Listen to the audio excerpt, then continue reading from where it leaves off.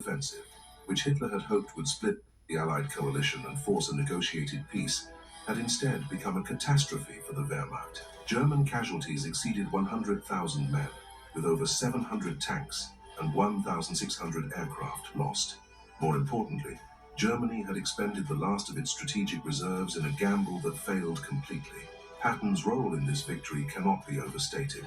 His ability to reposition 6 full divisions in 72 hours while maintaining their combat effectiveness was one of the most remarkable logistical achievements in military history.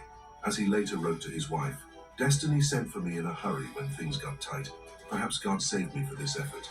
The Battle of the Bulge proved that George Patton was more than just an aggressive tank commander.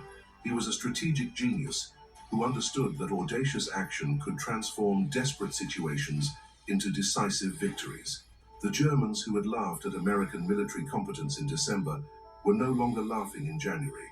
They had learned at terrible cost that American soldiers led by commanders like Patton could fight and win under the most challenging conditions imaginable. Winston Churchill, never one to praise American achievements lightly, called the Battle of the Bulge undoubtedly the greatest American battle of the war. But for George Patton, it was something more. It was the vindication of a lifetime spent preparing for the moment when everything would depend on one man's ability to turn an impossible situation into an inevitable victory. The snow had indeed turned red, but it was German blood that stained the winter fields of the Ardennes, not American.